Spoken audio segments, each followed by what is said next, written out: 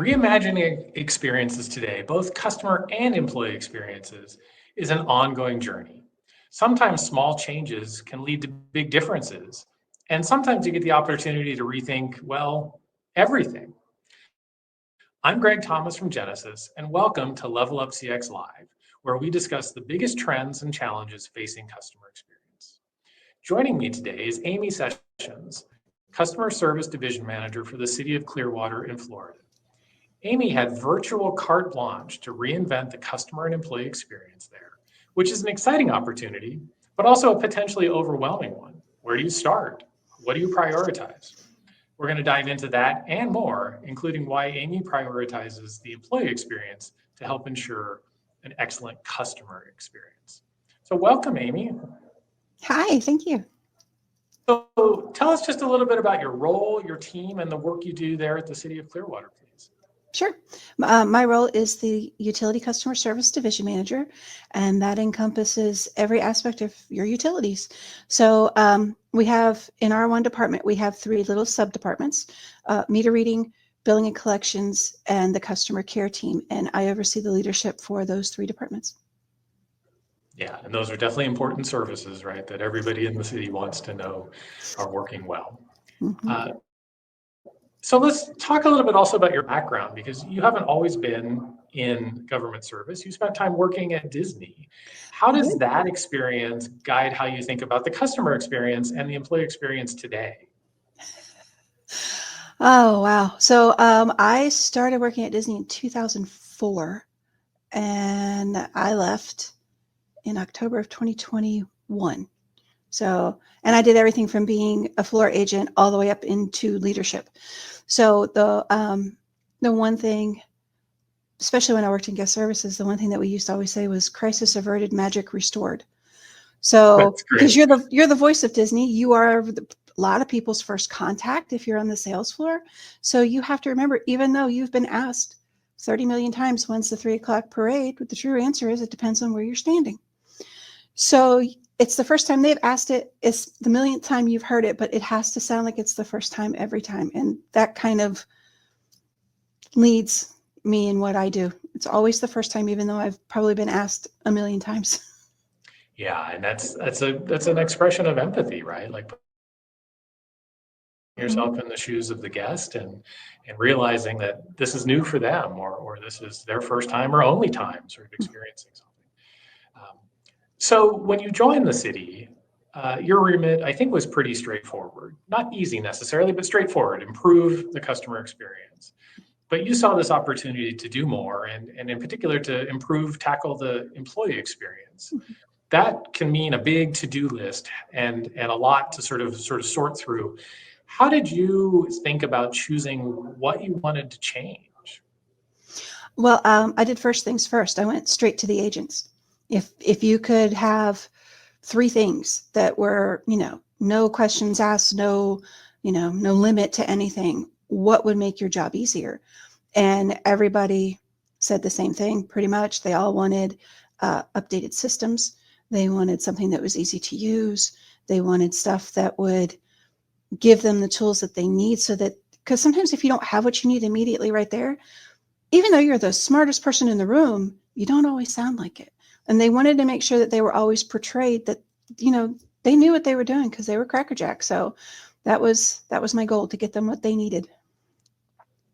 Well, I think that's such an important point, right? That, change management can be a very overlooked or underlooked, if you will, aspect of any sort of technology project. And that need to listen to employees, the folks who are really impacted, can get lost. So I think it's great that that's the first place you looked, and also great that there was some consistency in what everybody believed was the biggest challenge to be tackled. Well, yeah, and when you do that, I mean, it's easier to make the change because you have buy-in from them. They're a part of it. It's not all of a sudden on Tuesday you walk in and everything's different. Yeah, and again, it's a way to be empathetic, right? Like I want to understand what this world looks like from your point of view, and try to inhabit that a little bit, and then help you be able to do your job better, right? So once you had this list, you talked about the biggest thing that the agents talked about, meeting, point, but then how did you prioritize the overall effort and trying to kind of move forward to improve the employee and customer experiences? Well, there's a quote by Sir Richard Branson that I always use, and it's, if you take care of your employees will take care of you. So the system we had previously was antiquated. It may have been as old as I am. I mean, it was a hard phone. You picked it up, you said hello. You also had the opportunity to not pick it up, which leads to its own challenges. So in order to make things better for both our customer base and for our employees, I had to make it easy. I had to make it something that you didn't really have to think about. So with our Genesis system, we have the auto answer with a whisper. So they know somebody's calling for billing and they can get their billing hat on and be ready to talk about it. But for the customer, they knew that, okay, I'm on the phone. The wait time is 10 minutes. I don't have 10 minutes. I don't want to stand around for 10 minutes. Let me do a callback. And so they got to go about their day, which made them happier. And all these things just piled on top of one another. And it makes for a beautiful outcome for everybody. Yeah. Yeah. And I think that I love callbacks personally. Oh, yeah. Like I'm going to get on with my day, but I know there's something coming and I'll be ready when it gets here. Mm-hmm. So spending a little bit more time on your team, you talked about this a little bit when you were reflecting on your experience at Disney, but why is the employee experience so important for you and for the city? Because it's not always the case that people really reflect on. We have these agents, we have these supervisors, we have these folks sort of dealing with our customers. Like, why so important from your perspective?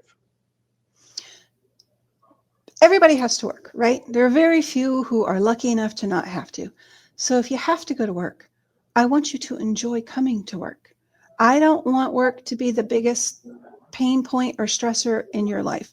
So if there's anything that I can do, because I totally believe in servant leadership, if there's anything that I can do for you that will make it better and it's within the realm of possibility, I will get it done for you because I want you to enjoy your time here. And the more you enjoy the time here, the longer you will stay. And the longer you will stay, the more knowledgeable you will become. And it stops the churn and burn. I mean, I think we're at 40% turnover rate because people were just getting burned out. And a cost center agent, I mean, if we're being honest with ourselves, it's built for burnout. I want to stop it as long as I can. I want to, make it as easy as possible for you so you love what you do. And if you love what you do inside the city and you learn enough, possibilities are endless. Yeah. Yeah. And, we've done some research talking to CX leaders like yourself, and, around about 30 to 35% is Mm-hmm. not a typical turnover. So you were a little north of that. So definitely driving retention and building that knowledge, like, be a bad thing for anybody.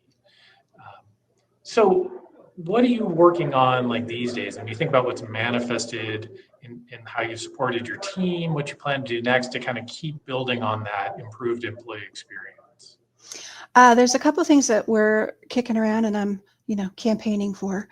One thing that we're very close to getting launched out is having our emails be distributed through the Genesis phone system. So instead of it being in like just a general mailbox that a couple of people have access to, it'll go through like a phone call and we can actually get better metrics on that as opposed to me running an inbox report and manually going through and taking out everything that's a reply and a forward. We'll get really good data from that.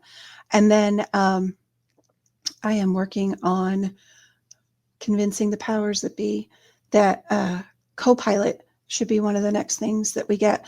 It's a daunting task having to write the source of truth, that it pulls from, but yeah, I'll do it. I want to get that for them. Well, and I think it's, again, one of those technologies where when you've got it up and running, yes, there's some lift to get there, but to have the ability to have all of your agents coached and to be building and sort of working off that single source of truth, that's just goodness, right? It drives a better experience for everybody. Mm-hmm.